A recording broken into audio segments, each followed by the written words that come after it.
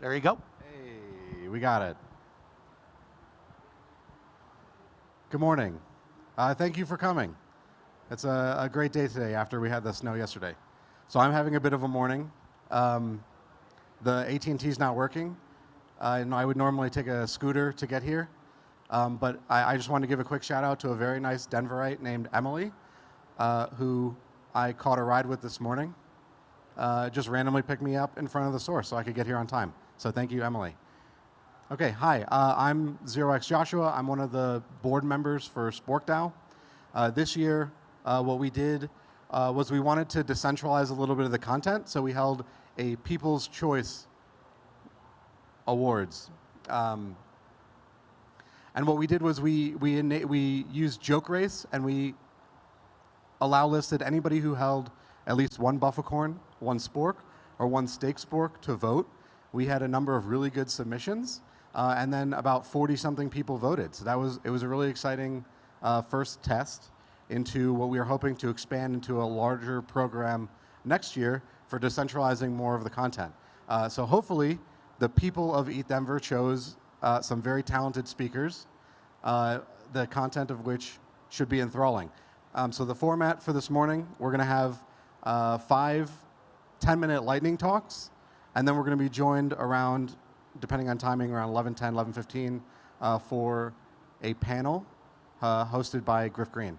So I'm going to turn the first lightning talk over to Henri. You can come on up. He's getting his slides ready. Again, thank you so much for tuning in this morning. This is going to be some great content.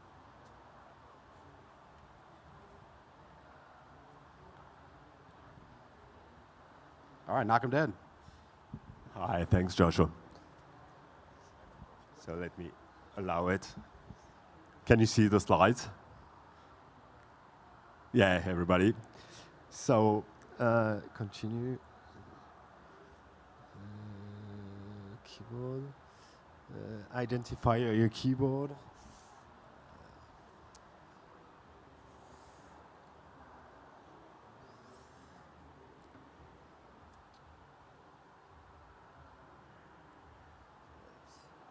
Yeah, perfect.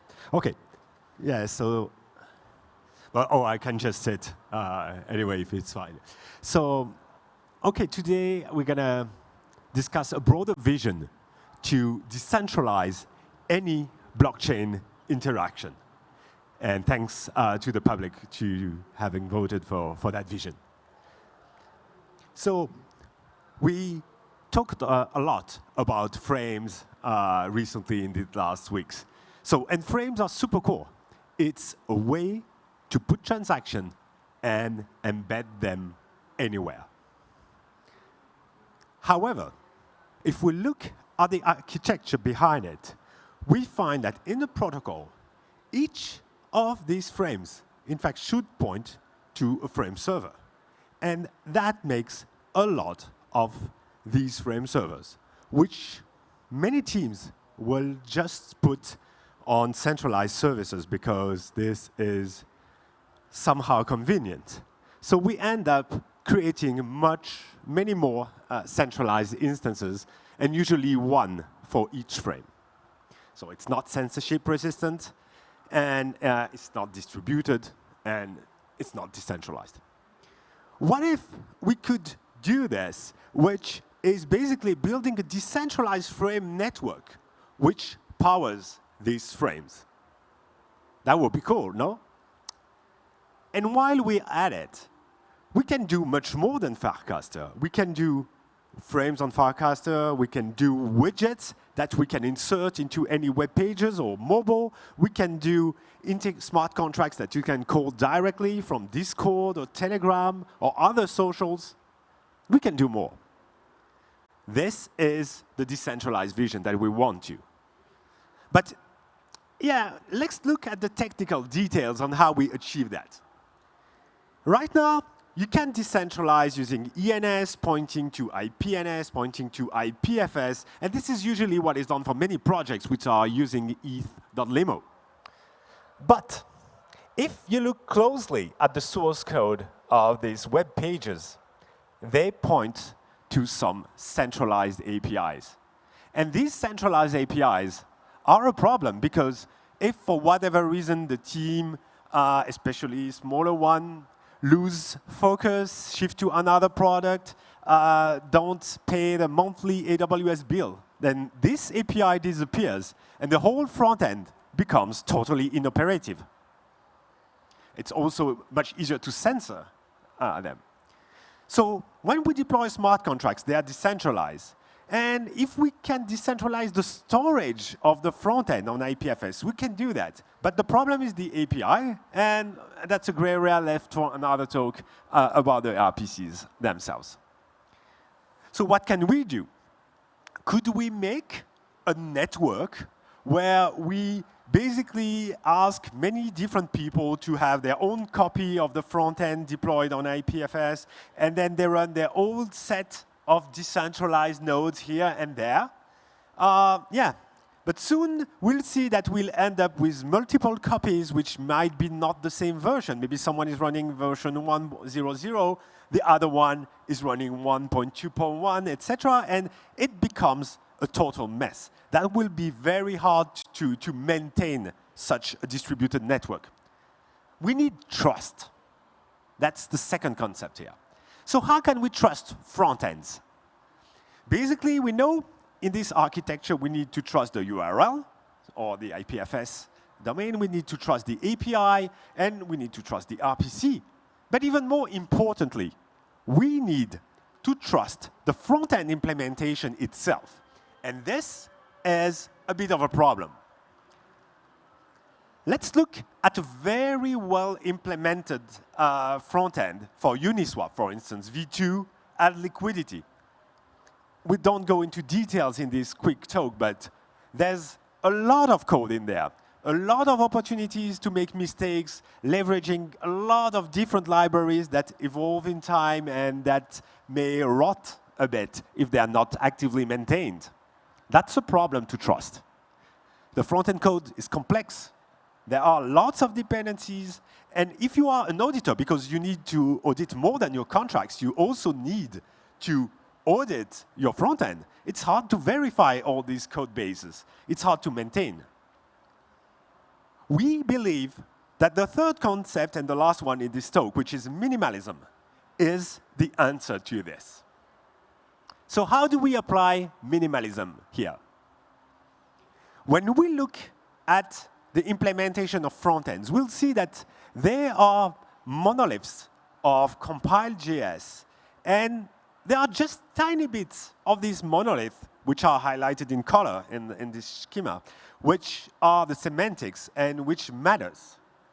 The rest is just filler code, and lots of them. What if we could find a way to build a common implementation of front ends where we can have the specification itself, which is the semantics, which is nicely put together, and all the boilerplate being a single unique engine to run them? That's the vision of minimalism. And we can even extend this to generate the UI automatically to save time for developers and as well to make sure that we need to audit the generator just once and then don't have to audit all the different projects one by one. This leads us to what is the specification? What is the interaction semantics? And this is what we've done at OK Contract, working for almost 3 years now on how to solve this problem with a computer science approach. And that led us to introduce a purely functional specification DSL for transactions that we call lambda script. And the beauty of it is we replace hundreds or thousands of JavaScript code by a very short and precise description of the semantics. And when we have this, then we can have a unique runtime that runs that specification for that transaction or many other transactions, indeed all of them. This is like the separation of the specification and the runtime. It small amount of code, easy to verify, and the single common client runtime is open source, and we started releasing all the packages that are behind it today, the first of them being cells, which could be another talk which I'm giving on Thursday at libp2p. And that single common client runtime can have multiple audits, because if hundreds, thousands of interactions depend on them, it's worth securing and verifying it properly. So those were the three concepts in this Lightning talk. We want decentralization. We want trust. And we believe that the only way to achieve this is through minimalism. And that, echoing what the architecture that we show initially, is what we're building now. It's an interaction network, a decentralized network that can power the UI interaction, the front-end interaction for web, mobile, Forecaster, Discord, Telegram, everything. So, and this is how basically we can create as many interactions, may it be DeFi, NFT, gaming. There's truly no limit, because it's a pure Turing-complete language which basically can express any kind of transaction. So what's the next step? How can we contribute? How can you contribute to making that a reality? So first, you'll be able to play with the SDK really soon. We'll release it next month. That will be at OK Contract SDK, so both on GitHub, of course, and on NPM. And if you're a project, if you're a chain, let's make this reality. Let's make decentralized front-end. May call them alternative front-ends, because they may be another way to access rather than the dApps. And maybe one day, they'll become the default front-ends for every transaction. So thanks a lot. If you want to follow us, we are at OK Contract on X, Twitter. And you can also scan the QR code here if you want to join our Telegram group, where many things will be announced in the weeks, the months, and the years to come. Thanks a lot.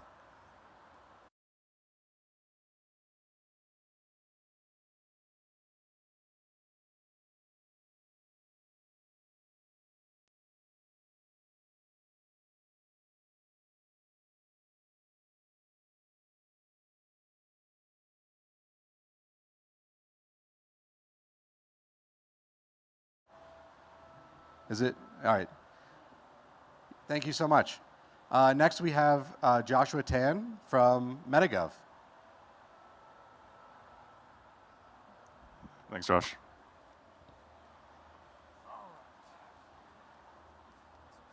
This in. All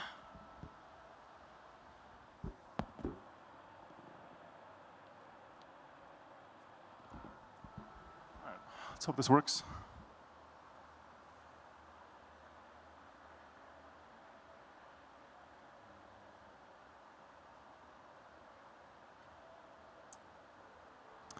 It's asking me to identify my keyboard.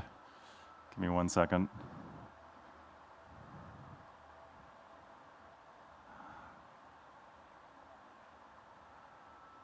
Say again.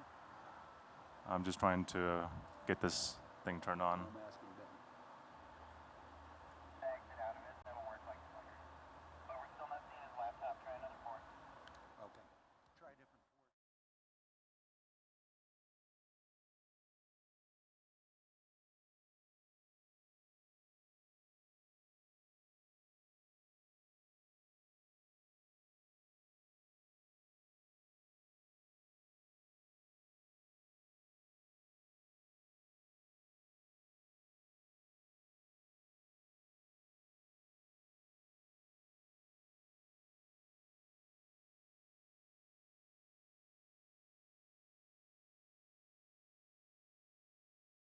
You got it?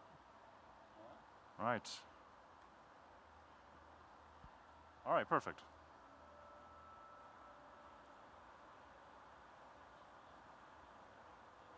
All right. Hey, folks.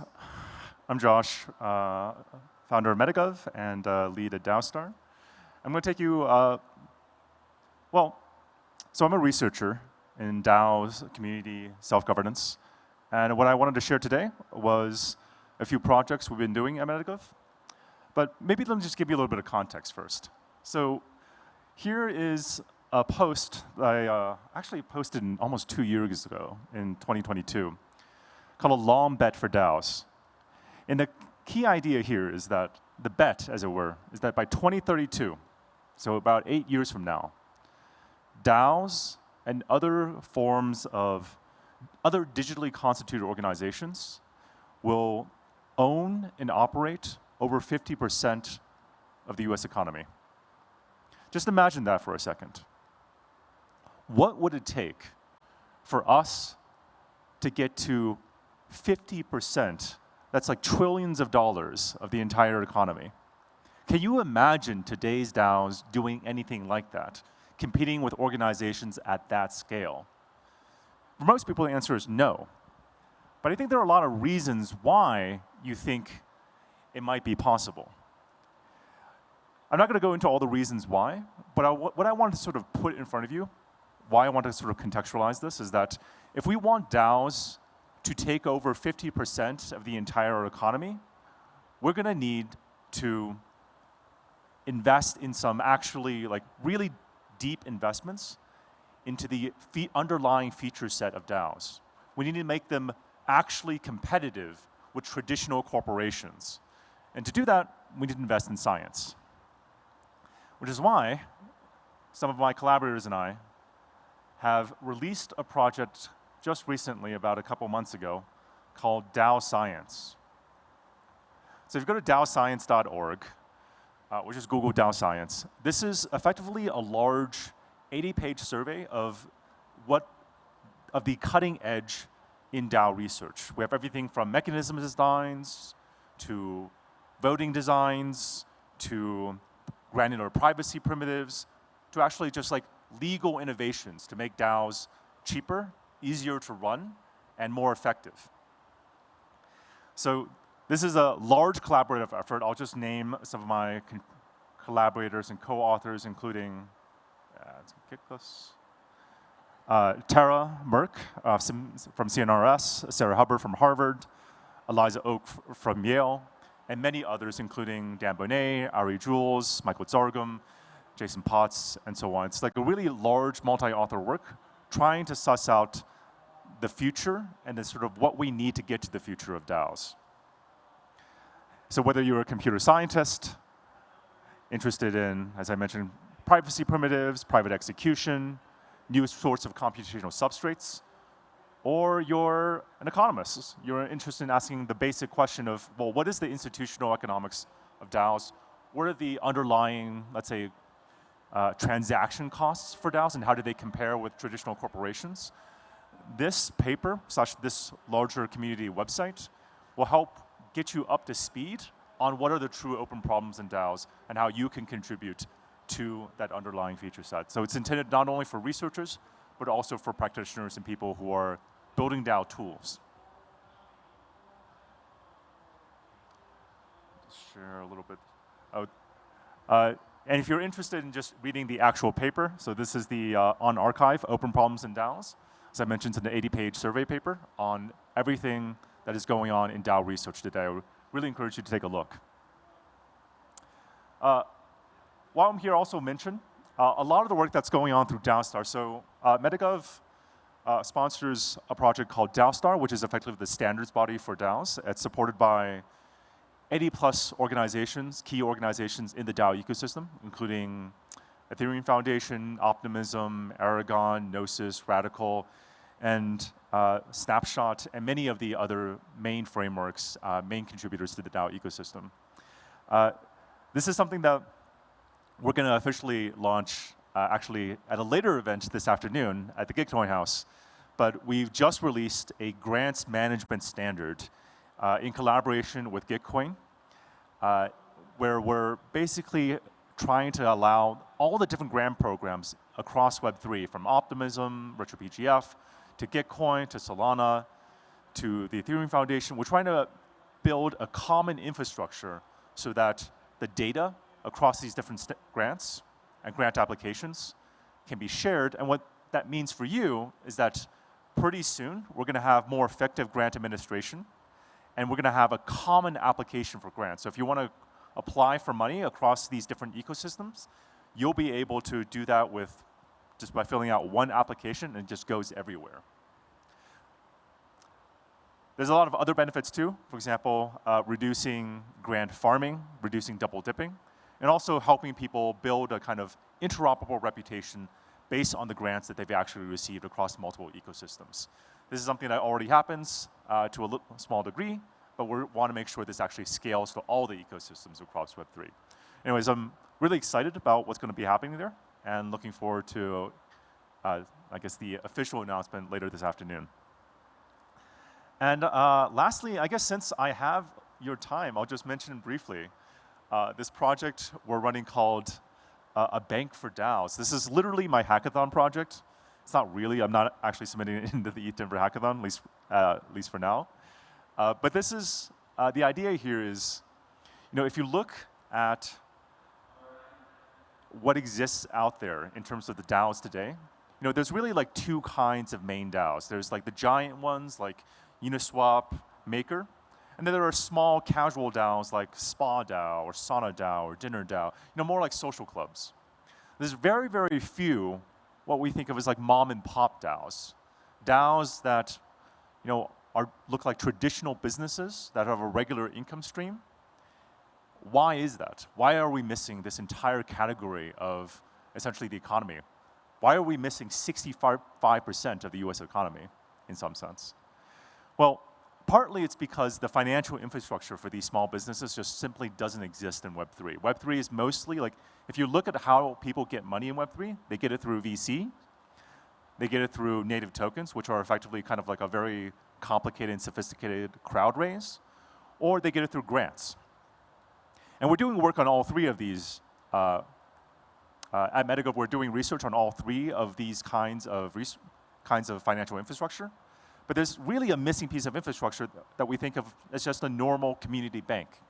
And that's what I'm trying to build in the next 3 to 4 days. So if you're around, you see a big, bald Asian guy running around with a red sweater or a Metagov shirt, please come by. I would love to build this with the community. And yeah, check out a Bank for DAOs. I literally just put this up 2 days ago. OK, I think that's it from me. Is there... Josh, I think you're back up. Thanks, everyone.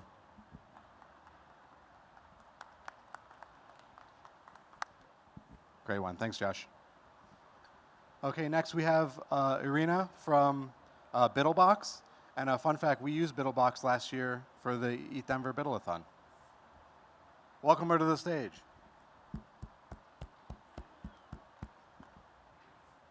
Thanks, Josh. Welcome, everyone, to ETHDenver. I'm so excited to be back.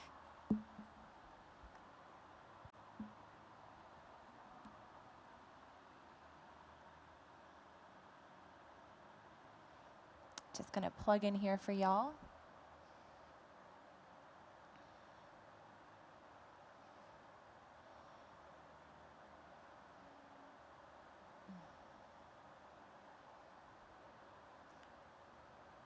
Sorry, can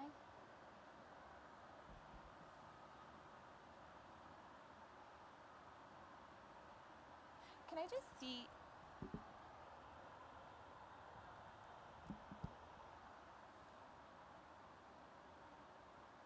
Can I just get a hand on displaying?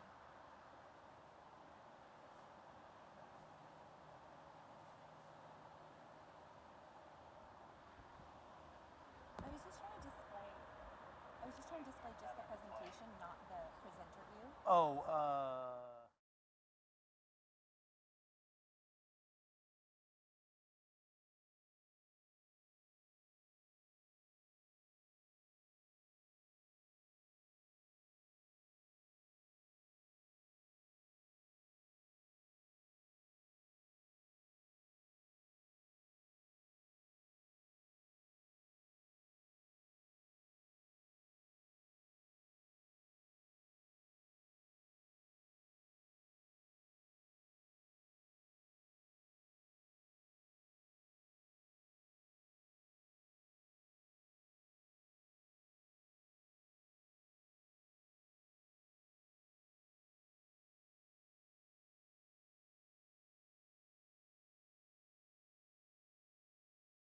Okay, welcome. I'm here to talk about hackathons as the ultimate super modular game. And so I'm Irina. I run Bittlebox with my co-founder Beist, who's in Norway, who couldn't be with us today, and some of our amazing global team, some of whom are here. Feel free to find us. I was formerly the general counsel over at Gitcoin and at Super Modular, which was a successor venture regen studio. Prior to that, I taught crypto law to JD, MBA, CS students at Cornell Tech, and so had the privilege of collaborating and creating a lot of open spaces that were really multidisciplinary that informed a lot of how I think about innovation today. And before that, I spent a lot of time in private practice as a lawyer at places like the World Bank and the SEC when it was a very different place than the one we know today. So let's start with supermodularity. Has anyone heard of supermodularity? Great. Then hopefully you'll get to learn something today. Supermodularity is this notion that it's basically tantamount to network effects. So the idea that 1 + 1 = 3, the contributions that accrue to a network, as more and more contributions accrue, the value is much greater than the sum of its parts. And so these are really positive sum collaborative spaces, right? Some examples might be transport rails, software features. As software features accrue, platforms become stickier and more hospitable to more users, opening up sort of a Cambrian explosion of possibility. Social networks, of course, neural networks work in the same way. So value accrual multiplies on itself almost quadratically the more multidisciplinary contribution there is. And what's important, or a good takeaway, or a good way to think about this is, if you step back, at least from my perspective as a lawyer, and think about the basic set of social coordination protocols that we live under, i.e. the law, property law is really, it starts out with the notion of excludability. So private property, in contrast to public property, are goods or property that you can exclude others from accessing. And so innovation prior to the digital age was easy to circumscribe, right, and to protect. And in fact, intellectual property law is basically based on the notion that you would exclude access to a certain invention to protect the monopoly of that inventor over time and to sort of allow them to recoup their benefit. But as we spend more and more time online, and as we continue to build public rails, especially in Web3, that are for everyone's enjoyment, those notions of property law don't always map really well to the innovation that's happening in Web3. And so a good way to think about it in my mind is, well, what might be the right tool to incent that kind of behavior and innovation in Web3, notwithstanding some of the protections that might be absent in the offline world. And in my mind, hackathons are one of those great tools. Hackathons are an amazing way to contribute out of the box, notwithstanding maybe absence of technical know-how. It's the best way to, under very limited time constraints, find a team, collaborate with folks, deliver an MVP, and really contribute to the space and find your footing. And so I just wanted to sort of illustrate a little bit of why that is, right? Time constraints force MVP building. You have really short deadlines that force teams to experiment with different ideas and solutions, fostering creativity and innovation, right? You have this rapid development stage. It's super concentrated. You're only there a few hours or a few days. We actually had the privilege of running ETHDenver last year and saw this front and center. That focuses your attention on a particular problem and speeds up that rapid development and innovation. For builders of all backgrounds, you get the benefit of applying your practical skills and experience to a team in a real-world scenario that gives you amazing experience and is such an easy way to go from 0 to 1, both from a legitimacy perspective, but also meeting people, networking. which sort of carries over into the other benefit that you get to community build at the same time. So you're collaborating with a diverse set of skill sets. It's a great networking opportunity within open source overall. And that competition that you get to participate in drives real outcomes. So does anyone know any of these logos? Any of them recognizable? Great, yeah. So Aragon, Chainlink, XDAI, Uni, of course, Balancer, Aave, these were all born out of hackathons. A lot of the so-called unicorns that we know about in Web3 were born in a super concentrated, time-boxed event called a hackathon. And it just goes to show how powerful that collaboration environment and that open collaborative space is to creating positive sum gains. And this just goes to show, on the flip side, where ecosystems have already transcended, let's say, the 0 to 1 phase, and are looking to accrue talent to continue to build and ideate and, sort of foster that Cambrian explosion of utility that we really, really want to see, especially from a legal perspective, especially from the perspective of there might be too much noise, really just helping suss out the signal from the noise in ecosystems. Hackathons are a great way to do that. And we know from our experience, we, for example, just ran the Allo on Arbitrum hackathon. But these are some examples from some of our hackathons that saw really marked impact subsequent to the hackathon of folks building on those SDKs. And so these are really impactful for ecosystems as time-box tools to get real results. And that's why we love them. And for us, they're really our flagship offering, but BiddleBox itself is a broader DevRel solution that's focused on ecosystem growth overall. So this is just a little bit about us in case you haven't heard of us, because we have rebranded from Gitcoin Hacks to BiddleBox. We are built for builders.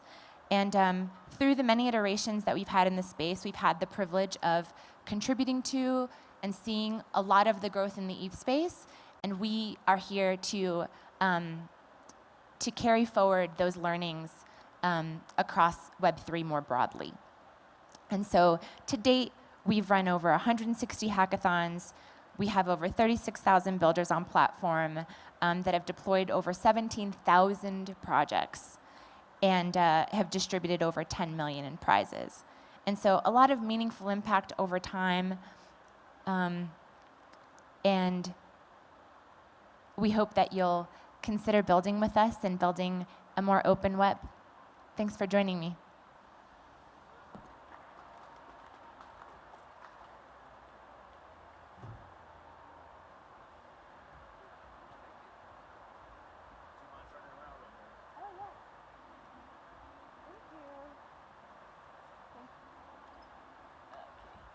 Thank you.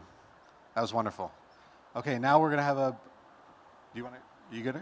Okay. All right, next up we have Cup of Joseph from Open Dollar. This is going to be a great one. Hey, where do I put my laptop? Is there a stand? Right here. Oh, okay. All right, I got a podium last time, so bear with me.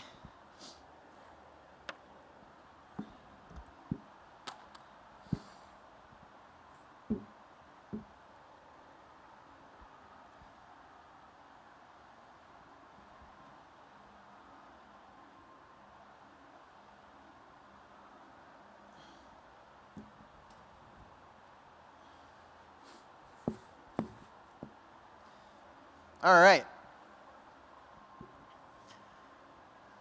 So, thank you so much for being here, everybody. Great crowd coming out to ETHDenver this morning.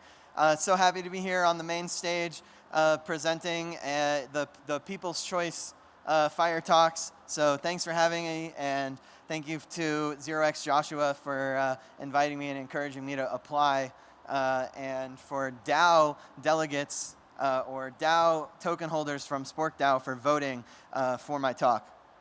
So today I'm going to talk about the difference between contributing to DAOs and contributing to your local government. A little bit about me. I'm Joseph Shirizzi. I'm one of the co-founders of OpenDollar. We're an over-collateralized stablecoin on Arbitrum that makes lending more flexible in DeFi. I've been a contributor to OpenSea, Consensus, Gitcoin, Metacartel, Raid Guild, and other DAOs over the years. And you can follow me at Cup of Joseph on Twitter or Farcaster.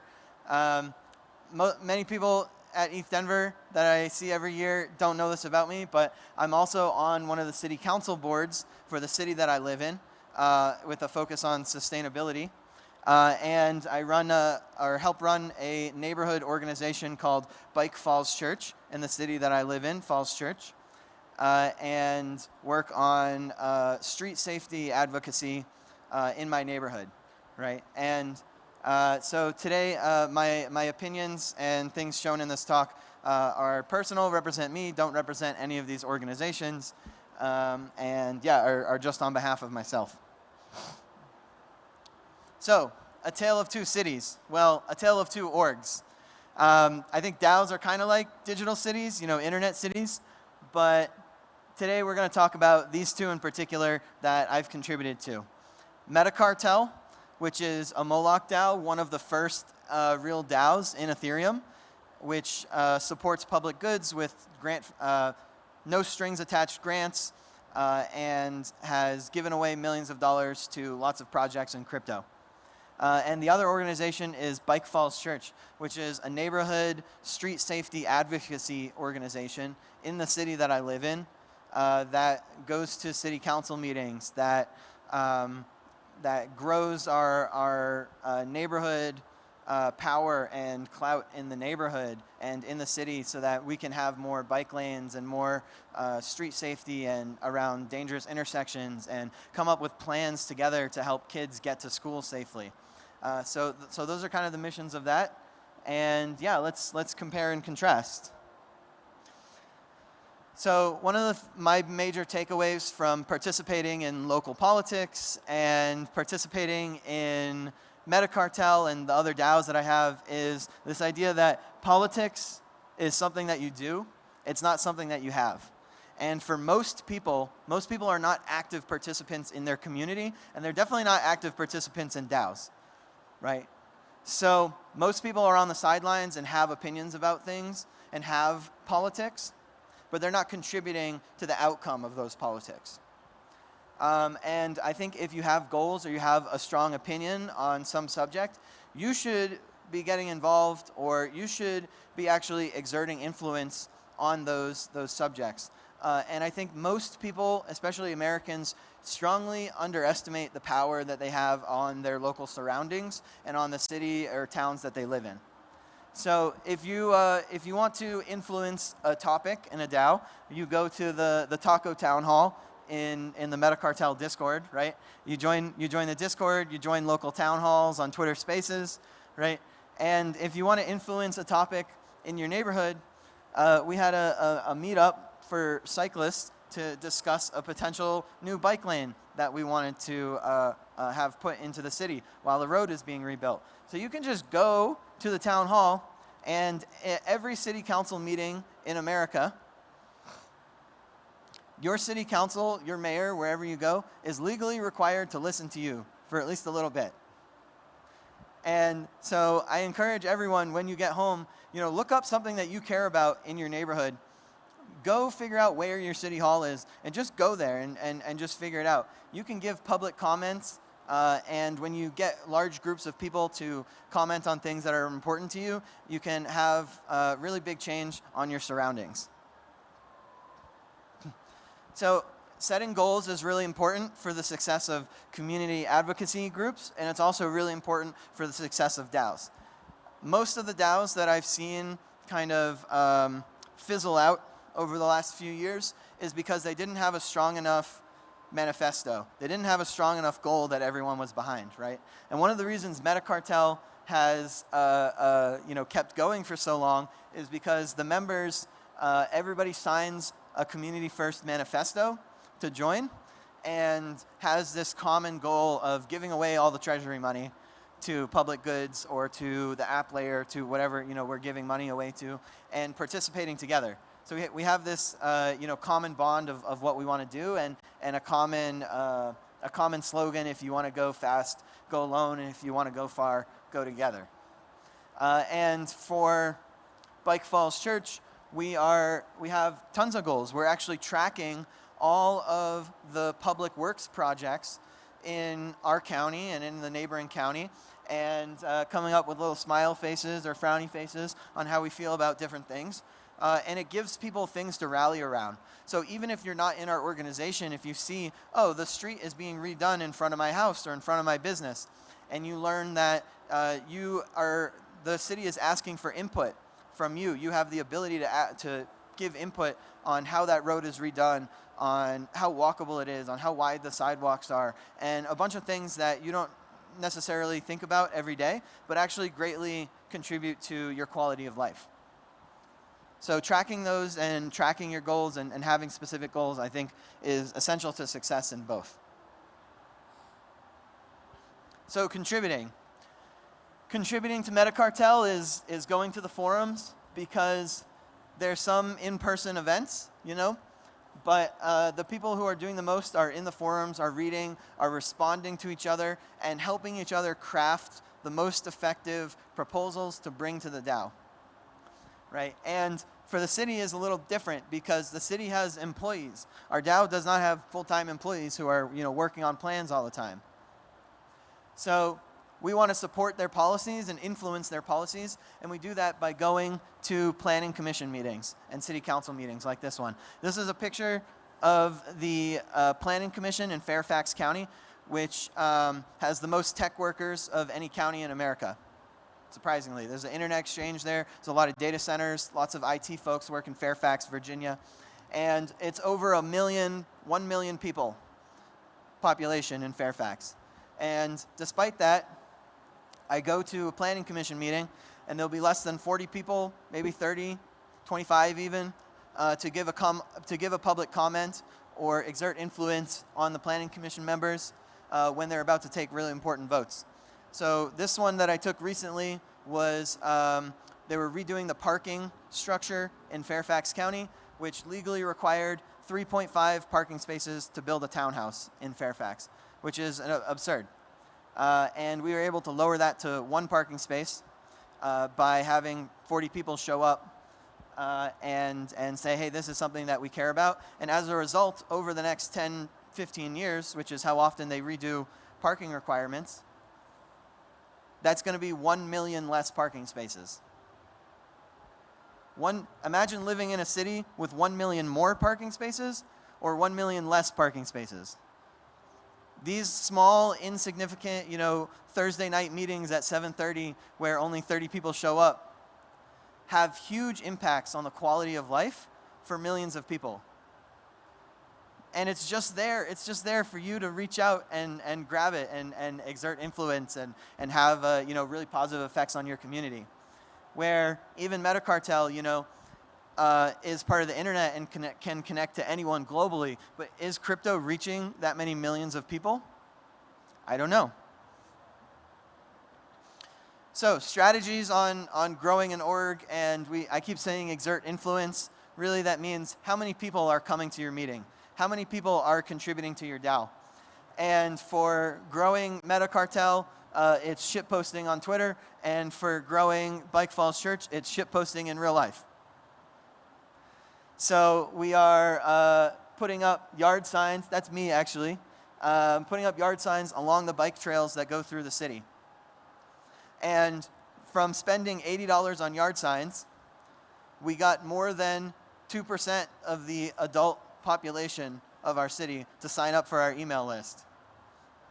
So more than 2% of everybody saw the yard signs or heard from a friend who saw it and signed up and is now sending emails to city council and working on making our streets safer for our kids to get to school, which is really incredible growth, And so small growth hacks like that can mean a lot, especially when you have an intimate connection with the people that are in your community. Which I think makes Metacartel better too, because we all have these shared goals and we really care about the future of DAOs and crypto. Supporting public goods. What does it look like? Public Nouns, funding public goods, is a Metacartel affiliate offshoot, sending lots of no strings attached grants for quadratic funding for public goods and public infrastructure on the internet. But public goods are IRL too. And it's really good for your soul to go pick up trash and remove it from your local river or from your bike trails. And you get to build great community with the people around you. So both are fun. Tracking results is one of the most important parts and can be really hard. I took this screenshot from Gitcoin grants. And so this was the results of the last grant funding round and quadratic voting and how many people participated, which is great. But it can often be difficult to see the actual fruits of your labor if you're not keeping up with all these hundreds of projects that are asking for grants. And it's very difficult to keep up with all of that just because we only have 24 hours in a day, right? But when I contribute to Bike Falls Church, we were able to come up with a new safe streets plan to design roads and design bike routes to get kids to school. And now we started a bike bus, and we have 50, 60, 70 kids sometimes that all bike together down the street, and we just completely take over the street getting kids to school. And that is like so wholesome. It is so rewarding to just ride my bike through my community and help kids get to school safely and give them the empowerment and freedom that comes with having safe streets. That's it. Please go contribute to public goods in your neighborhood, not just Ethereum infrastructure. Do that too. But if you are a tech bro hanging out at ETHDenver or watching this online, if you are a governance nerd and you're experimenting with new forms of governance on the internet, bring some of that to your neighborhood. Bring some of that to your local community, because you can probably have a much bigger effect on your environment and the safety of kids around you and the people that you care about in your community than you think you can. You are powerful, and go forth and take that with you and do great things. Thank you. I'm Joseph Shirizzi, and thanks for coming today.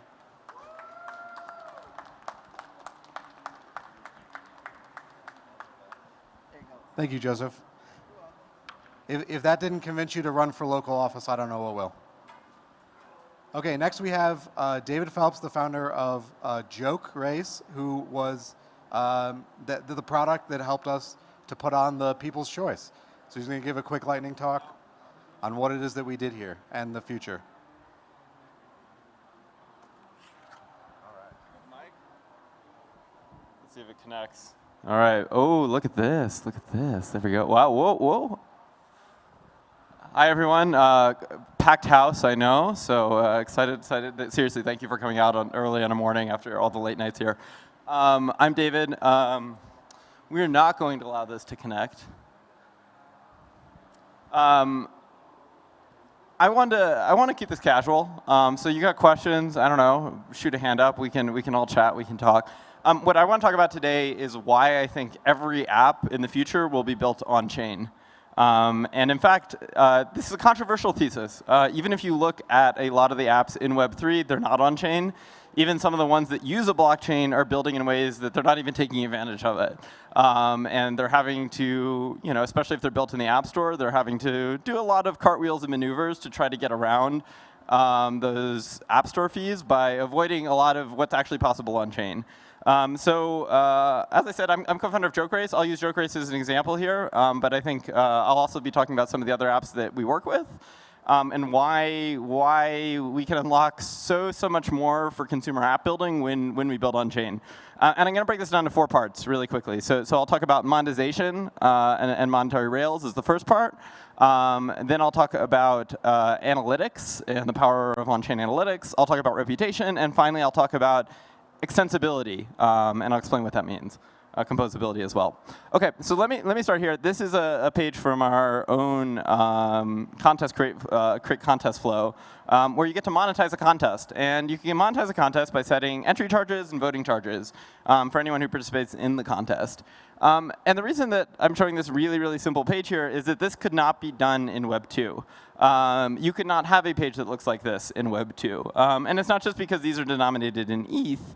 It's because we're actually building on the financial rails of a blockchain. So when people are submitting and when people are voting, they're actually using the blockchain itself, which means they're paying. They're paying gas fees, and you can basically add fees into that all in one transaction to allow full monetization. And what that means is, if you did this in Web 2, what you would have to do is you would have to set up a Stripe account. You have to integrate with the Stripe account. Stripe would have to handle it. And you would then lose 2.9% fees. If you did it in mobile, you would then lose an additional 30% of fees to the App Store as well. You don't lose 2.9%. You don't lose 30%. Oh, we're done. I guess I'll be raw dogging this one. No, it's fine. We'll figure it out. We will be right back. So in Web 3, you don't have the credit card fees, etc. But you also can do things like having on-chain rewards. So for example, when people win contests, they can have a full rewards pool that is programmatically distributed to the winners. All of this also not possible in Web 2. You would have to have trust assumptions that the money was out there and someone was going to pay you. Any hackathon platform that's run in Web 2 is run with these kinds of trust assumptions that someone just eventually will pay you. There is no programmatic way to do it because it is not on-chain. And so when you build on these financial rails, you enable all sorts of new possibilities for monetization. No community actually could make money before Web 3. And if you don't think that's true, think of Reddit or think of Facebook groups or think of AOL chat rooms. None of these had any monetary rails to make money because they weren't built on monetary rails. When you build on a blockchain, you get all these advantages. Oh, OK. That was my laptop that died. It's my laptop that died. We'll bring it back. OK.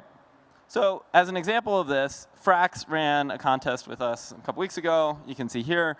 They got massively botted, but they set they wanted to get botted. They incentivized people to bot them. They told every bots to hit them up, and they got about $4 per submission that these bots were paying.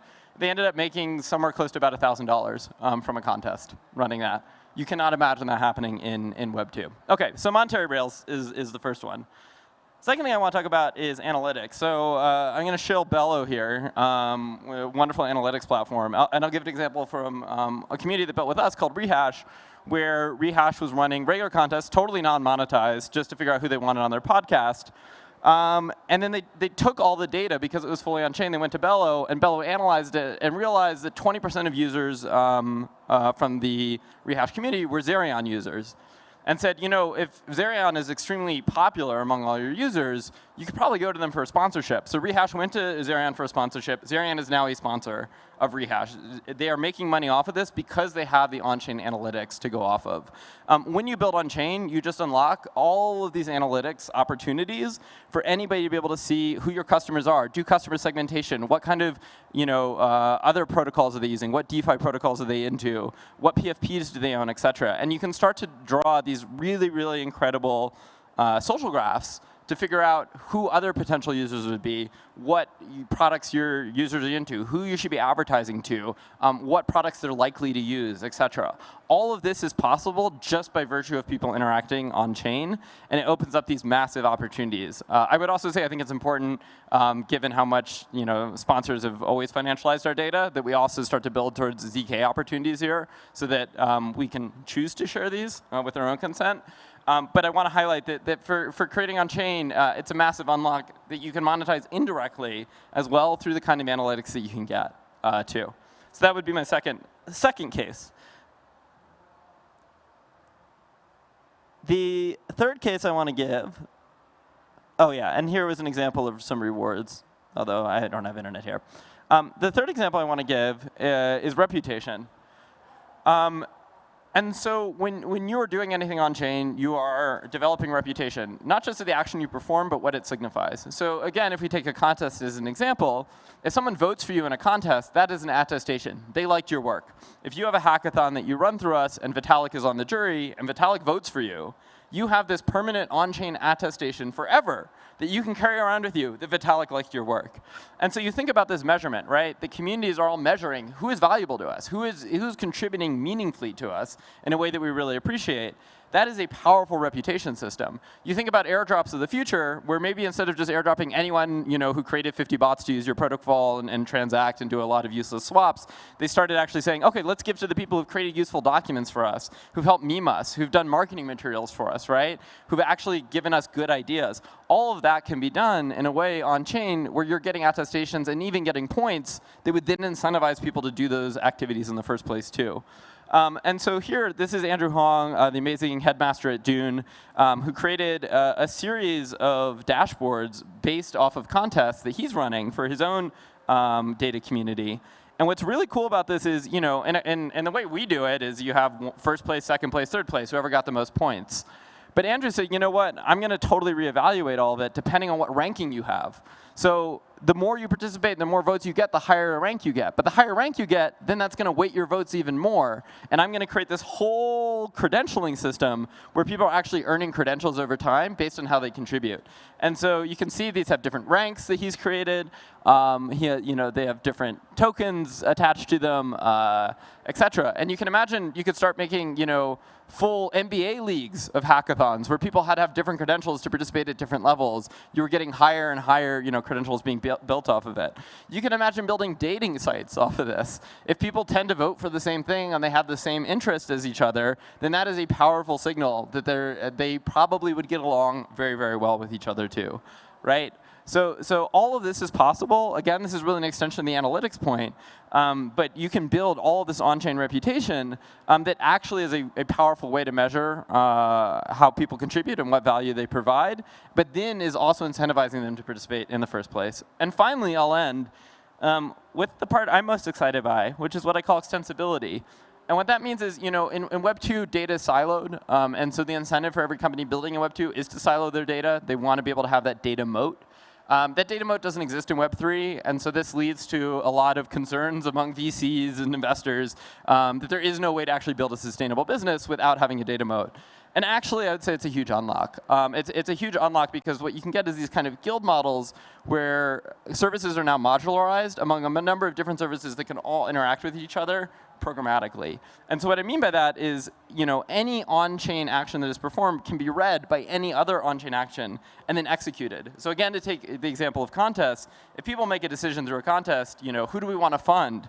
That person could automatically be funded. Who do we want to add to the multi-sig? That person could automatically be added to the multi-sig. Who do we want as secretary of organization? That person can automatically become secretary of their organization. All of this is possible through extensibility, where whatever data is being formed through one contest is then being read by another. So this is Hat's protocol. They do rule-based NFTs, and they actually developed a full module here. So you can plug in a contest into this, and then whoever wins will automatically get their NFT. And so we are servicing them. We're providing them with a use case, right? But they're also unlocking us in a really powerful way. None of this could be done in Web 2. This is where it gets really exciting, that any service can interact with each other, and the blockchain really can be treated almost like an open API. So going back to it, monetization, analytics, reputation, and extensibility, all of these are massive unlocks.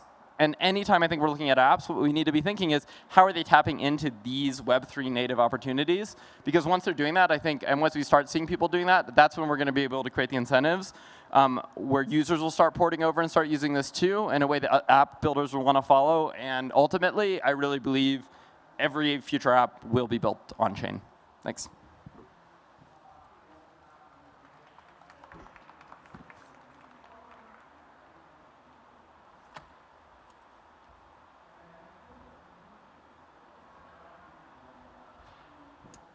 Thank you, David. That was fantastic. OK, for the final event of our People's Choice, we have a panel that'll be moderated and attended by Griff Green. And he's going to introduce his panelists. We'll give them a second to come up on stage.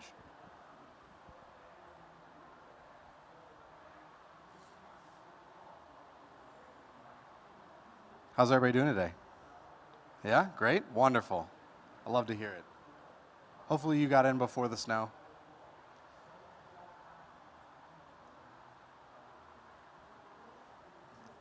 All right, here we go. Another round of applause for our panel.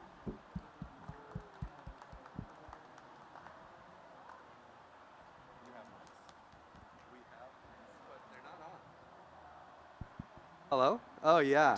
Test. You're rolling? Oh, we're hot, all three. I love it. Oh boy. Except I'm more of a hands guy. 2 inches. So, today we are going to talk QF.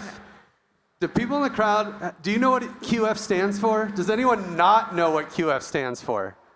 Don't be shy. Really? Nice. We got a couple up there that don't know what QF. So QF is quadratic funding, right? So quadratic funding is an amazing project that has been led by Gitcoin. It's an idea out of, well, maybe I'll let Meg talk about that, the origins.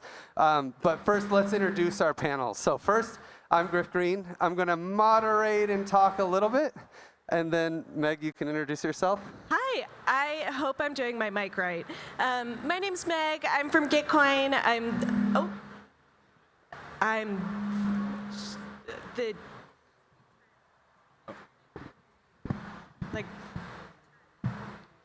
You're good.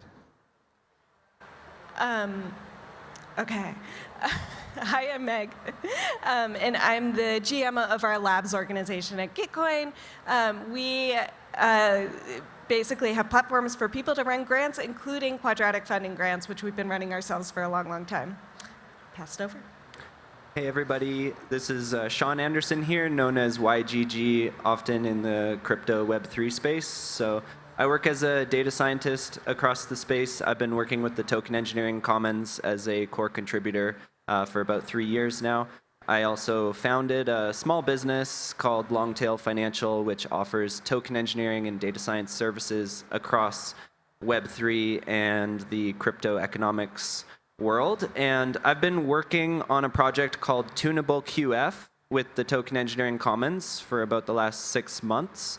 And this is an initiative that is embedding what we call subject matter expertise signal into the outcome of quadratic funding. So we take signals representing expertise in a domain, and we embed those into the QF algorithm. So basically, donations are boosted when they come from a donor that has these SME signals. And we're starting with just token holdings and NFT credentials. So there's these NFT credentials issued by the Token Engineering Academy, and we use those as a signal to boost the weight of donations from donors holding those credentials. So happy to be here today from like a data science, token engineering perspective on the past, present, and future of QF.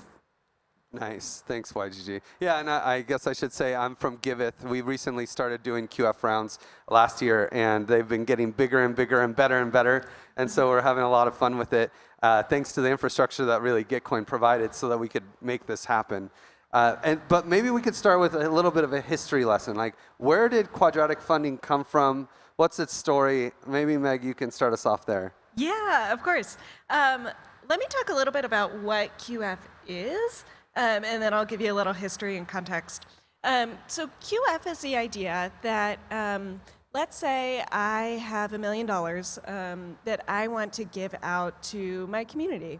And instead of trusting myself to be this all-knowing, incredibly wise being who will perfectly allocate this millions of dollars, I'm going to let my community have a say in how that money gets allocated and distributed.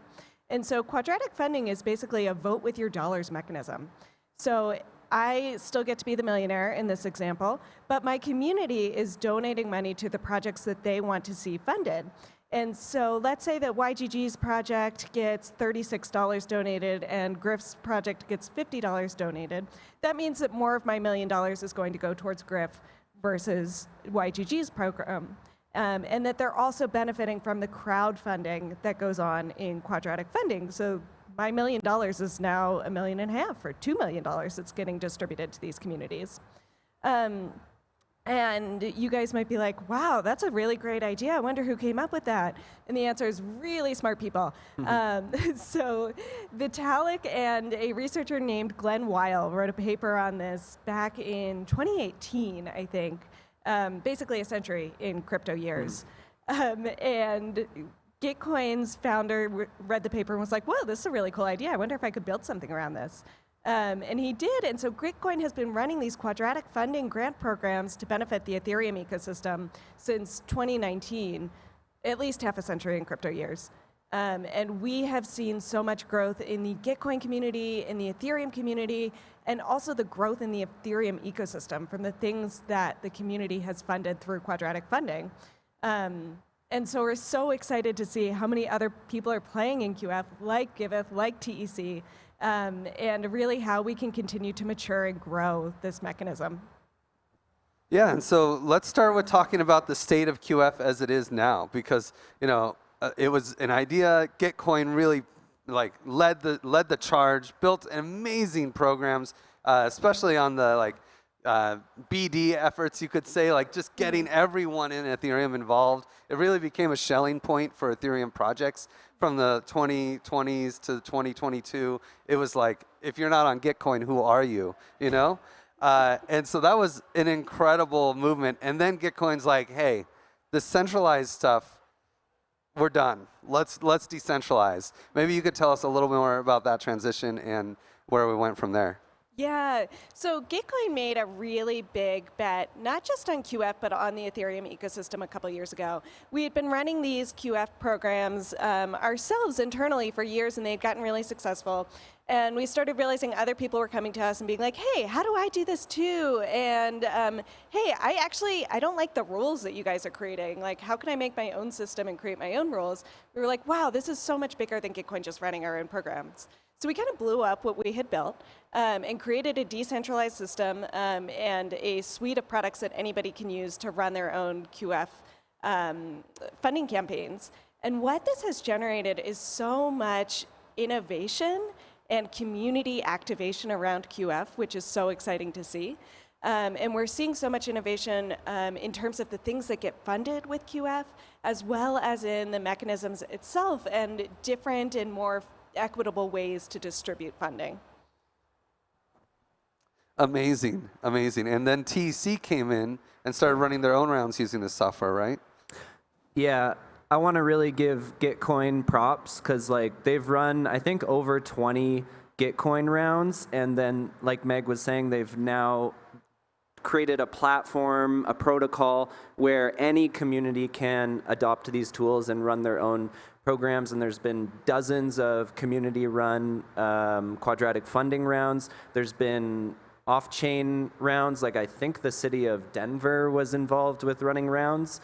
So there's been this explosion of accessibility to these tools, and the result of that also is data. We have all this data on different rounds and different networks of donations being made and different outcomes across projects and the outcomes and the results of those projects. So from a data perspective, that's really rich to be able to look back in time and see what has gone right, what's gone wrong. Gitcoin, it might have been an independent project, but I think Gitcoin's associated with also something called Grants ETL, which is a standard data schema so that anyone can integrate quadratic funding, donation data sets and outcome data sets and do analysis on that. So just major props to Gitcoin. And that has allowed our team, the coordination team at the Token Engineering Commons, to now have run 3 successful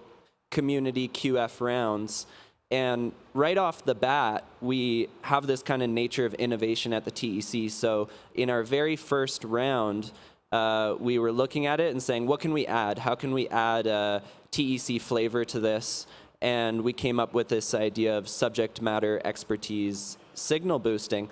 So by having the tools open, standardized, and accessible, you allow all these different communities to run QF rounds, and also the innovation of any community can add different pieces. They can utilize different particular QF algorithms, because there's a pretty wide set of augmented algorithms that are solving different aspects of how funding is distributed.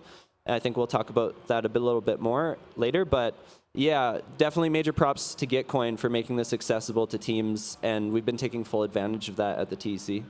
Yeah, and it's not just, Gitcoin has this amazing interface where you can self-serve. You can run your own round. You don't need to ask anyone. You can just use their processes that are on there. But also for developers like Giveth, we are using the same tools. We're using Gitcoin Passport. We're hoping to use the grants, more tooling from the grant stack as we go. But we already, since we've been around since 2017, we've collected so many nonprofits already on our platform. We couldn't just straight transition, but because of the modularity and the design that Gitcoin really made, we were able to integrate into our current platform, and we've had a lot of success with QF. Honestly, it's been a huge force for Giveth propagation. Like, we've brought so many more donations, so many more projects because of quadratic funding. It's really an innovative process that people love. It really has product market fit. And we've seen great success where most of our rounds, almost all of our rounds, have the matching pool is about how much donations we also get. So we're almost doubling the matching pool every round, which is incredible. The only time that wasn't true was in this most recent Polygon round. They put up about $200,000, and we got around $150,000 of donations, which is still pretty incredible for any big grantor that is looking to distribute funds. If you can get that kind of multiplier, it really just makes sense. And this is the beautiful thing I would say about QF, is it just aligns incentives for the donors, for the large donors and the small donors, the projects, this ability to ask as a project, to just say, can you please donate just $1 to support us? Like, that creates this virality for QF that is unmatched, I would say, in the donation space. But it's not all roses. So let's start talking about the problems with QF in its current form. I know, just since I have the mic, I know for me, the Sybil attacks are out of control. Recirculation attacks, you get a donation and then you're like, well, I'll just send that to my buddy. And then they donate the same money over and over again. There's also Sybil attacks. And there's a lot of cool ways that we're mitigating this, but maybe we can talk about the challenges of QF today. Yeah, I love that we're getting into this because we were talking off stage and we were like, wow, one of the things that's so remarkable about being on this panel today is we're talking about QF innovation and we're talking about the next generation of QF. It could have just been a cool experiment that people figured out how to game and so it died.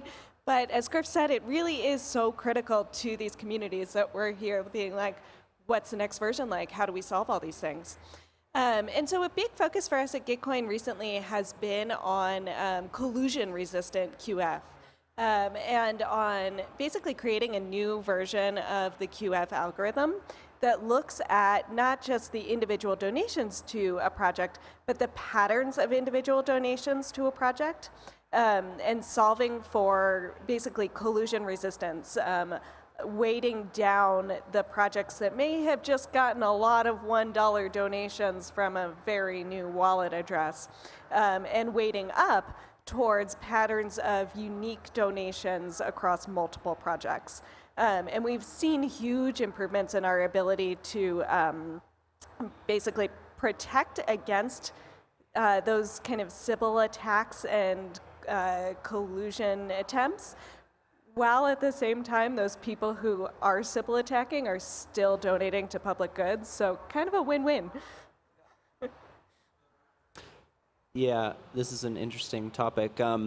I've been on the back end of 3 community QF rounds now, and so we see Sybil attacks, we see collusion. It's there in every round. What's really interesting is you can see it. It's really obvious.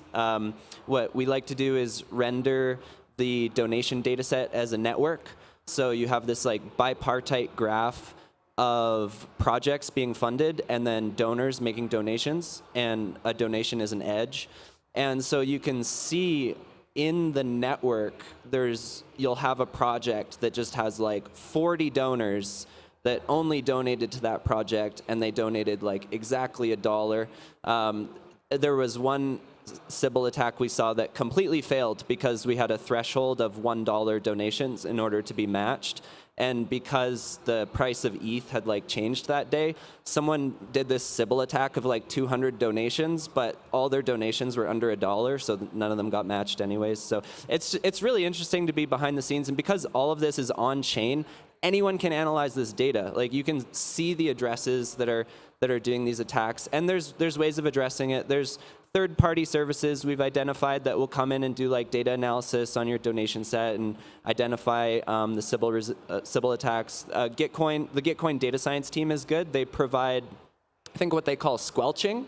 So I don't know exactly how it works behind the scenes, but they like give you a score for every donation based on their analysis and how likely that is to be part of a Sybil attack, and then you can just set a custom threshold for what donations you want to get squelched. So it's kind of like this game of whack-a-mole. People are consistently trying to figure out how to game the system, and then people behind the scenes running these rounds are consistently figuring out how to defend against those attacks. So it's actually really fun to be a part of it at these early stages. And like Meg was saying, like this could have been an experiment that just died because like, oh, people are gaming it, it doesn't work. But to see this like squad of superheroes assemble and say, no, this is critical for the future of funding public goods and decision making in general. We're gonna get it right. We're gonna make it work. And there's all this innovation around having that be the case. Like there's different mechanisms you can apply to the QF outcomes. Meg talked about that a little bit. There's something called like cluster matching. So you can really tune down anyone who is making the same decisions. If you have two people who are donating to all the same grants, you can almost think of them as the same person. And so those boosts, the matching funds going to those donations naturally get tuned down. So there's cool ways to do it in the math of the mechanisms themselves, but then also just on the operational side, on the data analysis of like the network graph of donations. So yeah, just so much innovation happening in that like cat and mouse game. Yeah, one of the biggest challenges is this, Gitcoin Passport is amazing. It's such a valuable tool to make sure that people are unique. But then for people who are maybe not as on-chain, savvy and don't have the history, then it kind of blocks them as well, even though they're real people who want to donate. And so there's this cat and mouse game between people running the rounds and the Sybil attackers has some casualties of like the user experience for normal people that are just trying to donate to public goods. So it's really interesting and how we mitigate that. One thing that I see coming up, maybe now we can transition to the future of QF, because that's the juicy stuff, right? I see a lot of benefit in off-chain QF. I mean, if you're using credit cards, man, Sybils get a lot easier to detect, right? Meg, I know that there is a Gitcoin project that is, maybe it's Gitcoin, maybe it's spun out, I don't know, but it's definitely something started by Gitcoin that's doing just normal QF for normal people with credit cards, right? Yeah, so this is kind of a side project that Kevin Owaki has, QF for normal people, if you will, that is just all credit card based, using the mechanism outside of a crypto context. Which is amazing. I mean, we sometimes forget when we're at conferences like this how much of a bubble we live in. And because we've been able to experiment with QF in this bubble, we're also seeing the potential it has outside of this bubble, which I'm so excited for, this kind of simple QF, like off-chain QF, and the stuff that Giveth is doing with accepting credit card donations. Big feature ask at Gitcoin too, and something that we're considering for the future. But there's a couple different vectors that I see for like the future of QF, off-chain and real RWAs for QF, if you will, and as well as just novel matching mechanisms, as well as novel funding distributions through QF. Talk about them. All right, all right. Well, you talked about the real world stuff. And we talked a little bit about the mechanism stuff too. So the other one is distribution. And so right now, we're just like, hey, you make a donation, great, it goes straight to the recipient wallet. And when the matching pool comes out, it's all given like lump sum upfront. There's a couple of things that crypto has already gotten right really well in the payment space that could easily be applied to QF. One of them is streaming. And so we just did a really cool integration with Superfluid, who's a streaming provider. And so now we can do streaming QF, which has all kinds of implications around having always-on streams of funding and always-on QF rounds, rather than having to capture like a moment in time where you harness everyone's donations and hopefully they all happen to be online that week. The other one, which I'd be really excited to see built in this space, is milestone-based QF. And again, so using that kind of always-on streaming version, but tying it to impact milestones as we tie grants more and more towards impact and getting the work done. Yeah, I'll add to some of what Meg said. I think seeing QF rolled out in off-chain instances is going to be really big and could be very impactful, like in real-world assets, activism, and just the general space of public goods, like non-digital public goods. Because digital public goods get a ton of attention. It's kind of the primary application of these tools in this space, but can we look at like forest conservation and environmentalism and even just general governance, like resource allocation? How are resources being allocated, and can we use quadratic funding and quadratic voting to aggregate signals across people? And something that QF really excels at is finding alignment between groups of people who normally disagree. You can do this thing, it's like consilience optimization. And so the projects that are approved by the most diverse groups get the most funding. So it's a way of like aggregating people's opinions in this hyper-fragmented world. And I think there's such an impactful aspect to that, far beyond the space of just digital public goods. Yeah, I was joking around with one of the people on Gitcoin's data science team yesterday, and we were like, the only people who are doing more social engineering thinking than us on QF is Facebook. And we're doing it for good, we swear. I'm curious, behind the scenes at Gitcoin, cluster matching is like really cool. Are there other algos in the mix that you guys are considering? I mean, you know, cluster matching is cool because, of course, if you want to attack it, you just have to donate to other projects, right? So that's kind of cool. But I'm sure that, you know, your researchers are always going. What's in the next, like, yeah? Yeah, we have partnered with some PhD researchers from like the real world outside of crypto. And the stuff that they've been cooking up is really fun. What you probably don't realize too, if you're not a super data nerd like us on this stage, is that under the umbrella of cluster matching, we've actually gone through probably 4 major iterations of the cluster matching algorithm. And so we've settled on one after a ton of experimentation that we are going to roll out for our upcoming GG20 round and use in production, make available to all of our customers too. After that, we're still figuring out kind of what is the next frontier for our next like experimentation on the mechanism. And would love to hear from anyone in the Gitcoin community or anybody who's been experimenting with this if there's things you're passionate about. Oh, I completely lost my train of thought. Oh, the other thing I was going to say, YGG has talked a little bit about this, but because all of the data is on-chain and public, and because our product is open source, we have a library that anyone can contribute a new QF algorithm to, and use that to run their own rounds.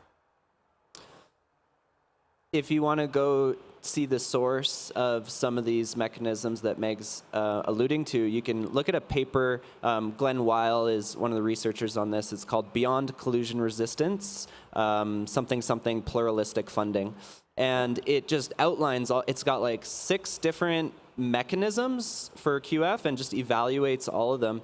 And if you get to the back of that paper, there's a really cool one that hasn't gotten a lot of attention yet. It's called, I think it's called eigenmatching, something like that. So it really leans heavy on this idea of utilizing the structure of a social network or a social graph to embed information into the outcome of quadratic funding. So you have like a network of all the people and the projects in your ecosystem, and then you like factor that network to understand the similarities between people and projects, and then it directly optimizes this like consilience, like agreement between diverse groups. So, and in that paper you'll find there's so many notes where they're like, this mechanism seems so promising, but there's too much to research here, like calling on future researchers to take a look at this mechanism. So I think we're just like scratching the surface of the innovation that can be unleashed by exploring these algorithms deeper. Yeah. One of the next things about QF is applying it outside of donations. I'm really excited, and this is something Giveth has been actively researching for years, and really it's coming to a head for us. It's not done already or anything like that, but we have some big ideas about combining bonding curves with quadratic funding. And YGG was actually independently saying this before the panel, like, yeah, what if we can add bonding curves? Because we're a bunch of bonding curve maxis. Bonding curves are like a token economy that is a bonding curve like creates liquidity, automates liquidity into the token creation itself. So you can't just issue a token, like print a bunch of tokens, without putting collateral behind each token that is issued. So I think this will win a Nobel Prize in economics eventually. I've said this many times because it's the first example of a single-sided market that the public can access. So imagine if you want to buy Amazon stock, someone has to sell you Amazon stock. If you want to sell a mattress, someone's got to buy your mattress. But with a bonding curve, if your mattress is only on a bonding curve, then you could actually, if you wanted to sell your mattress, you could just burn the mattress in the bonding curve. Don't burn mattresses. It's not good for the environment. But you could burn the mattress in the bonding curve and release collateral that was put there when the mattress was created, right? And of course, that's a lot easier to do with tokens than real-world assets. But I think it's going to be a huge innovation for microeconomies. And one thing that I've noticed from, like, there's so many side benefits from what Gitcoin has done with quadratic funding. And one of them is this regular cadence. It's like every 3 months, there is this like check-in with projects that utilize quadratic funding. And imagine if there were microeconomies that were every 3 months being checked in on, and you could do a bulk buy into that bonding curve as the donors to actually, with a matching pool that would kind of incentivize donors to also participate. And then you get these check-ins on these microeconomies, and they have this regular like investment opportunity, you could say. And just imagine how much easier it would be for a small economy to say, just invest $1 into my project. You know, just donate $1 has been such a powerful pitch.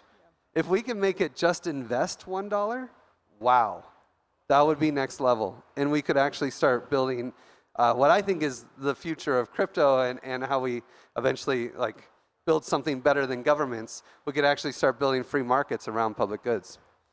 So that's like where I see QF plus bonding curves coming in strong. But I'm sure there's also lots of other cool things in the mix. Yeah. I'm like the new girl at Gitcoin, and also Gitcoin has been around forever in QF, so I always love to like interview people and be like, hey, YGG, so if you were setting up a DAO right now, you're going to issue a token, you're going to start like a QF-focused program or a grants program, what would you do? Like, how would you implement bonding curves, or how would you start like knowing that there's this whole frontier that's now available? I love that. Yeah. So I would point to this concept that, you know, a lot of people see QF kind of in a vacuum. They're like, oh, QF is so cool, like let's do that. But in reality, QF is embedded in a much larger ecosystem. The whole world of like tokenized ecosystems, blockchain, everything that's on chain, DeFi, NFTs, gaming, like QF is naturally interoperable with all of that because you're working on chain. And so that's something to just keep in mind when thinking about QF. How can it be like stitched together with everything we've seen coming out of DeFi and tokenization?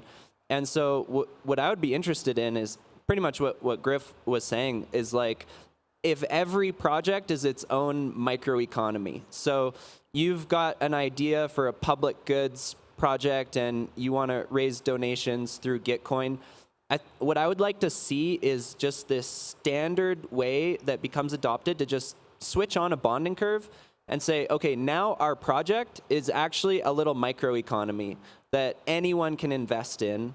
And when we receive funding through quadratic funding, it goes directly into collateral in our economy and then generates tokens that we can use for local trade. People can invest in, people can speculate in this project.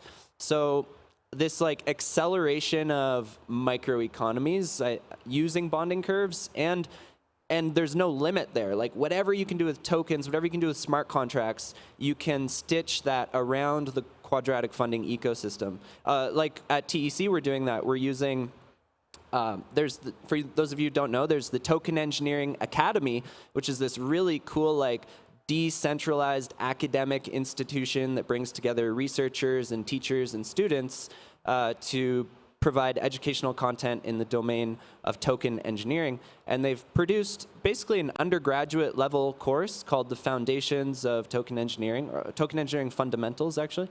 And as you progress through that course, you receive NFT credentials that indicate your performance in the course and your completion of the courses.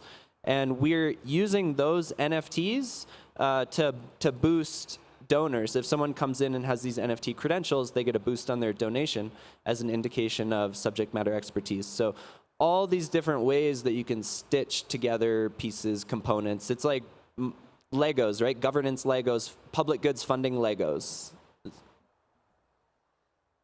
Yeah, I really love, like, Sybil attacks are one thing. What about expertise? You know, how do we give expertise extra points? We're always talking in QF about how do we dock points from potential Sybils.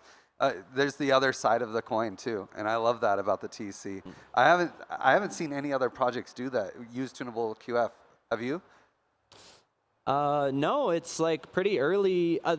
I've seen conversations of people hinting at this, and there's been some interest. We've got interest from Polygon, and we've been having discussions with Giveth as well as rolling this out. But I think there's so much potential, and just from like a general research perspective of understanding the QF environment as a network structure, that's something I'm really interested in, and what we're looking at the TEC.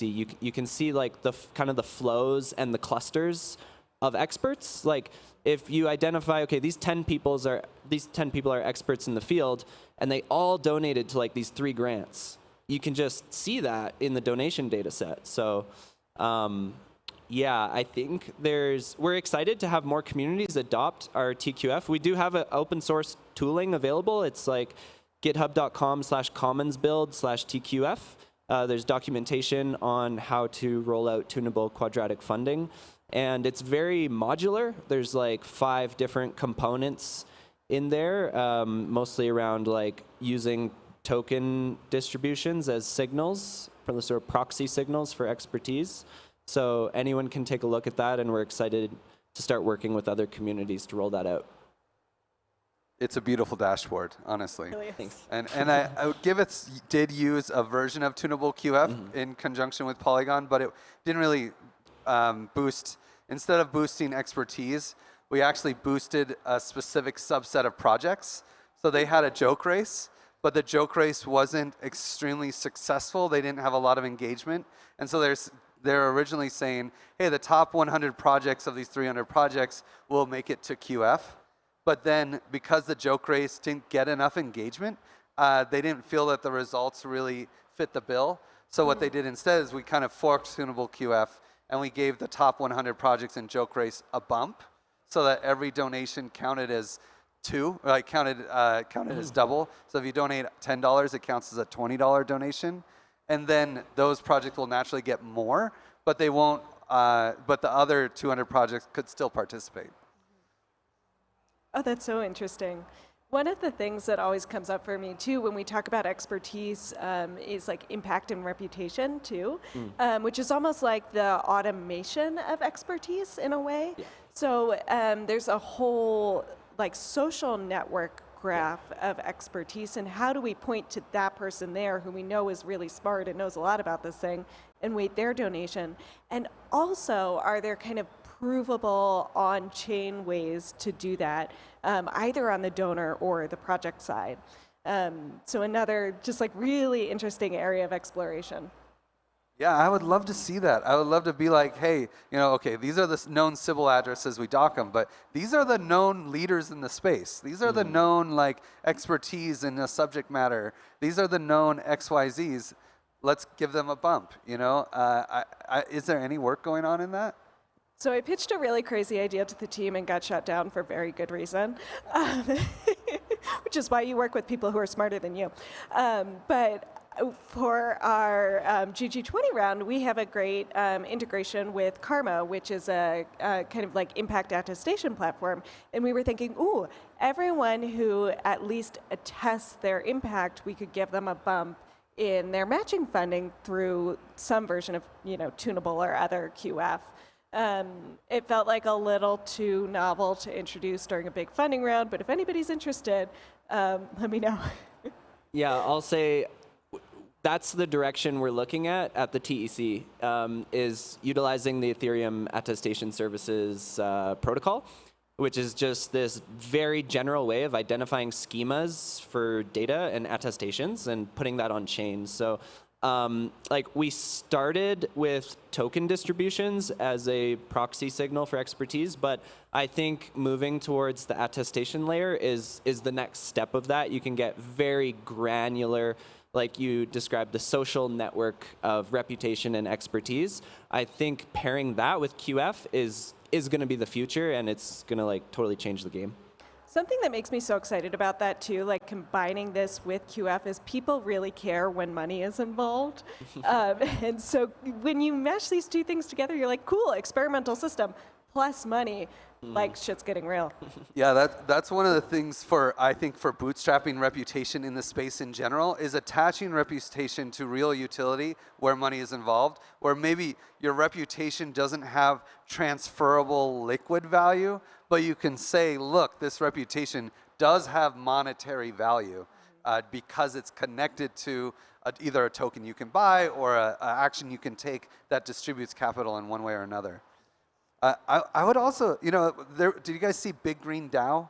It was like Kimball Musk is Elon Musk's brother. It was like a food justice DAO in the States that was trying to solve some problems for whatever. But the interesting thing was their mechanism, where to have voting power in the DAO, you had to be a project in the DAO. And I would be interested to also see, there's a complication in that you don't want projects necessarily donating the funds that was donated to them to other projects. So that's a challenge with this idea. But I'd also love to see what projects think. Because if you're a builder in the space and you're using other people's software and then you donate $1 of the funds that effectively you're getting, that's a pretty big signal. Yeah, I love that. Conflicts of interest are only a thing, you get to decide what your conflicts of interest are, and that could work very well for different programs. And again, you work with on-chain data, you just run the simulations and see what comes out in the wash.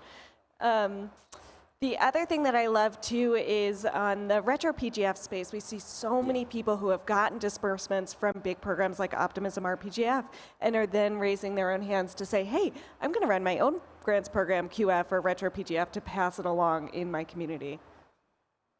Yeah, I'd like to see a future where more public goods funding mechanisms are wired together all through streams. So instead of having like 3 QF rounds a year, you just have this continuous allocation. You're like, I'm going to subscribe to these 10 projects and I'm going to donate $500 a month. And you just get this real-time network of flow-through between individuals and projects and matching funds. And you can watch in real time how much where all the funding is going and who's routing it where. Yeah, I think this is one of the challenges between like the mechanism design and the user experience, right? How do we get the cool mechanisms, but then make them easy to use? So it says our time is up, but I think we have extra time, right? 5 minutes, great. You know, this balance of user experience plus like awesome mechanisms has been like a really, like for Giveth, we really try to keep things simple and focus on user experience, and then wait for you guys to like, you know, battle test the awesome stuff and see how we can make it simple for regular nonprofits to use and not just blockchain nerds. But I don't know, I feel like Meg, you might have some thoughts on this, like how do you balance the user experience needs plus the cool mechanisms? This is where I live, and it's so hard, especially in a crypto context. We're not set up for success with the infrastructure that's available to app developers right now, just from a UX perspective, and then also when you're trying to do really novel things with what goes on behind the scenes. So it's incredibly challenging. Given that we have a crypto audience, I always default towards giving people more information and optionality wherever we can.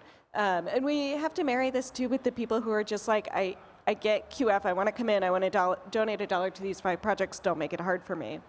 And I think too, just like knowing your community and really like exactly how Giveth has done, like tailoring your UX to your community is so important.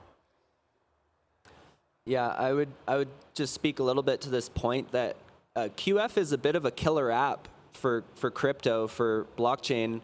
I think it's one of the largest drivers of adoption actually in the last few years, because how many people get a call from their friend and say, hey, I've got this proposal on Gitcoin, I'm trying to get funding. Like Griff has been really pointing out, like, can you just donate $1? Like $1 could make a huge difference for funding. And I think there's been thousands, tens of thousands of people onboarded into crypto, maybe hundreds of thousands of people, I don't know. But a lot of people onboarded into crypto through the QF ecosystem, the Gitcoin ecosystem. And I think that's a really important point for people to consider. And the other thing I would say is like, also props to QF, Gitcoin, and the whole ecosystem for like really creating a cultural movement. People are thinking about this concept of public goods more than ever. Like shout out to Awaki, like he really puts out a lot of media and content and attention into this domain.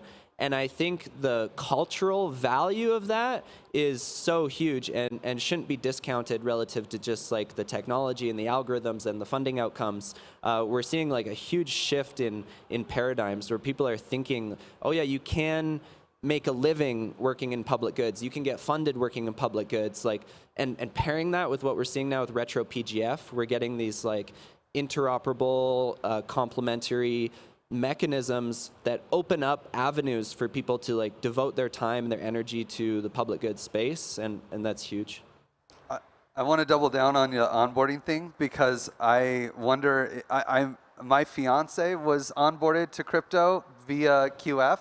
A friend of mine was like, hey, you should donate $1 to Giveth. And I wonder if I would be married to her without quadratic funding in Gitcoin. She made these pants. You are truly funding what matters. Yeah, exactly. That's so amazing. And that's like one of the things that just makes work meaningful, I think, for everyone in this space is like you follow this chain of, okay, we're working in crypto and crypto is great for a lot of things, but it like really allows us to experiment in fair and transparent ways to run experiments that make things like QF possible. And then QF unlocks this ability to really fund what matters and discover that like public goods really matter to people, and you can build up a sustainable funding mechanism and sustainable economies around them, and then look what comes out the end of that. People forget that if we want to build something better than governments, we need to fix the public goods problem. And that's what excites me about QF. That's what excites me about everything in this space, is that we can build something better than governments, and I know QF is going to be a part of it. And so thank you guys for telling us about the future of QF. And thank you to ETHDenver and everyone who voted in Joke Race to make this panel a reality. Thank you, guys. Thanks all. Thank you. Excellently timed. Thank you, guys. It was fantastic. All right, that wraps up our 2-hour segment on the ETHDenver's People's Choice. Thank you guys so much for coming.